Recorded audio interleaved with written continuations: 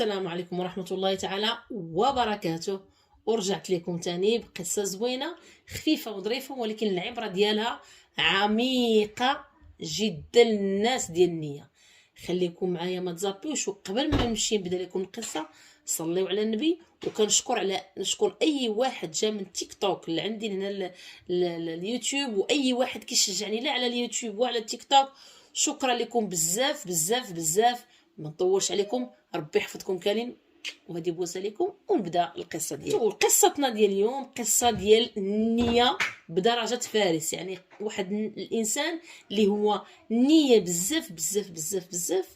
هذا سيدنا واحد الراجل مزوج، فيما كان كيخدم شي خدمه مسكين كيخلصوه واحد الخلاص قليل، فيما مسكين كيمشي كيضيعوه في حقه.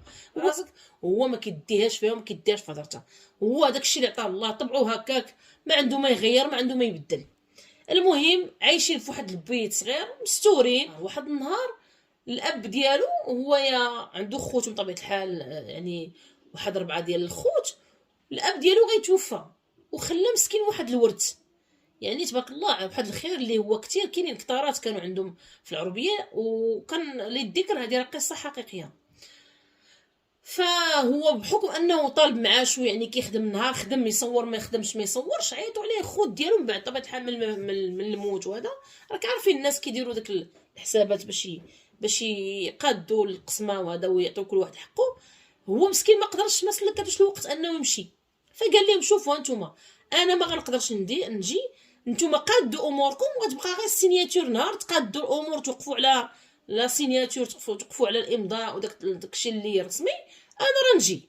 قالوا لي ولا الضالين، الناس راكم عارفين الثقه ما كاينش، الخوت بيناتهم راه ما كاينش الغدر. المهم السيادي داكشي اللي كان.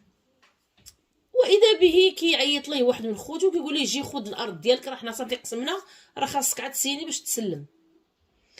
جا كيلقى للاسف بان خوتو يعني داروا ما بغاو. بهذا المعنى هذا كل واحد خدا اللي بغى، وكل واحد خدا الارض اللي عجباتو، وال10 كتار كل واحد جاتو 10 كتار، كل واحد خدا 10 كتار كيف ما حب واختار كيما عجباتو الموقع. وهو مسكين جابوه الوسط، ما عنده دخله ما عنده خرجه، زياده على ان الارض ديالو عامره حجر، يعني ما تصلح لا للفلاحه لا حتى حاجه.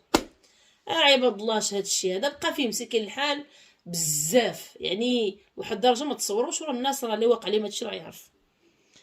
فمسكين ما يرضاش طبيعه الحال يمشي يقول لمرته، لان مرته اصلا كتقول لي ديما ديال حالتك وانت ديما مضيعينك وانت بحال يعني ما كيعجبهاش الحال في هذا الجانب هذا. فهو كمل الدقه وجمع عطوه، وهو غادي تفكر واحد صاحبه، واحد الصديق كان معاه، تفكروا قال نعيط ليه ربما يكون مهتم بهاد الارض، بغى يبيعها ديك الساعه. هو ما اش غيدير بها؟ قال لخوتو واش بغيتو هاد الارض هادي؟ قال لي حنا مكافينها مع الكدارات ديالنا، ما عندنا منين نجيبوا لك الفلوس. من عيط لداك السيد قال لي اخويا شوف هاد الساعه انا ما عنديش لك الفلوس، وزيدون الارض ديالك من جا شافها ما خدامه حتى شي حاجه، ما صالحه لوالو، لان كلها حجر. ولكن قال لي انت مسكين داك الراجل، قال لي شوف اخويا انت مو ما يدير في بالك، الا جاب الله شي شاري انا عاباش من مكان عنفك. دازت على واحد 9 شهور كيعيط ليه صاحبو، شوف فلان قال لي جيب الوراق ديال الارض ودابا تكون عندي حدا الارض. اش كاين؟ ما قال لي قلت لك جي، ما كاين لا هضره لا والو. منين مشى سيادي وسمعوا مزيان الناس ديال النيه، سمعوا مزيان. واذا به جاب ليه الناس اللي كيفتشوا على الرخام، غادي يقلبوا في ديك الارض غادي يلقاو عنده الرخام. عباد الله اياه سيادي، الله يمهل ولا يهمل. كيفاش؟ قالوا ليه راه عندك الرخام.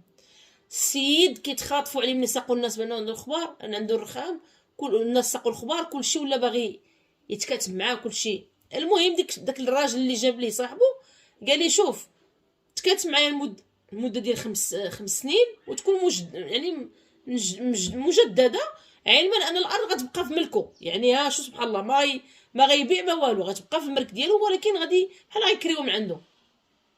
والمفاجاه الكبرى هو انه غادي يكريو من عنده ب60 مليون للعام، يعني الا ضربنا في 5 سنين هي 300 مليون. حتى هنا وفاهمين سبحانك يا اله. المهم ما قال والو، قضى الغرض مع الناس، تكاتب معاهم، كرا ليهم الارض، خدا الفليسات، شد 10 مليون عطاه لصاحبو اللي جاب ليه البيعه، اللي جاب ليه راه بيعه هادي تقريبا، ولكن الارض ديالو بطبيعه الحال تبقى تكون في سميتو. هز لاله ديك 290 كانت كتبان لي واحد الفيلا محطوطه للبيع، فمشى كيهضر مع مولاه هذا، المهم تفاهموا وياه على اساس 215، هو كان طالب فيها 250، وقفوا على 215، خلصوا، نضى معاه الشغل، مشى فرش الدار كما يجب، عرفتي من ا زد، يعني الفيلا روعه. وكيمشي وكيجيب المراه ديالو، واذا به كيقول قال لها راه نمشي نشوف واحد المفاجاه، قالت لي لاباس، قال لها جيت نوري تبا كيزربان، تعالي نشوفوا ديك الساعه الله. داها بدا كيدور السويرتات من وقف الفيلا كيحل، قالت لي شنو؟ قالت لها، قال لها راه دايره الدار ديال واحد صاحبي نيه بزاف، وقال ليه جيب قال لي جيب موالين الدار يفوجوا فيها شويه. دخلات بركات عليه، الله على مويحي سعدات مولاتها، الله على فراغ، الله على دويره. قالت لي شتي الناس، شو الناس؟ قالت لي اللي عايشين الله العظيم الا سعداتهم. الله يا خويا، قالت لي ما كرهت بحال هذه. قال لها واش نقول لك؟ الا قلت لك راه ديالك. قالت لي اش كتقول؟ قال لها كيما قلت لك، هاد الدار لا راه ديالك. ايوا جلسي نعاود لك. عاد جلس، عاود ليها من زد، قال لها اللي وقع ليا، وراه مشيت للارض ولقيت خوتي داروا فعلوا دركوا ما قلت لك والو، وربي ورضات الوالدين، بقيت صابر حتى جاب الله هاد الناس هادو وخداو عندي هاد الارض هادي، كراوهم عندي، وها اللي عطاوني وها اللي عطاوني وها اللي عطاوني. لا اله الا الله محمد. شدت في راسها قالت لي سبحان الله العظيم، والله ما كذبتي، والله ما كذبتي، لا مول النيه كيربح. يعني هاد امنات بانه هو الكاركتير ديالو راه ماشي غلط، راه الناس اللي فيهم غلط. دابا تخيلوا معايا العبره من هاد القصه شنو هي. تخيلوا معايا دوك الخوت كون حضروا الله عز وجل وتعاملوا مع الله قبل ما يتعاملوا مع خوهم، وداروا القسمه بالعدل، راه كل واحد فيهم عنده نصيب من داك 300 مليون.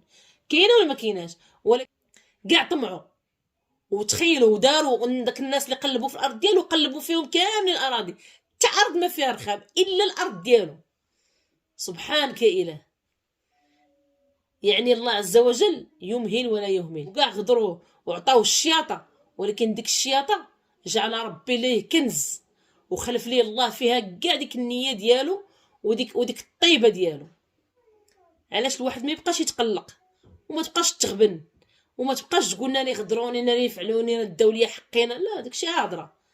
الله سبحانه وتعالى هو اللي عارف، ورزقك عند الله تعالى ما كاينش اللي يديه لك، فهمتي؟ ولا مشات لك شي حاجه راه مكتباش لك نهائيا اصلا من الاول، ولا مشات لك شي حاجه وظلمك شي حد، دعي الله تعالى وربي غيرجع لك حقك تاني ومتلت.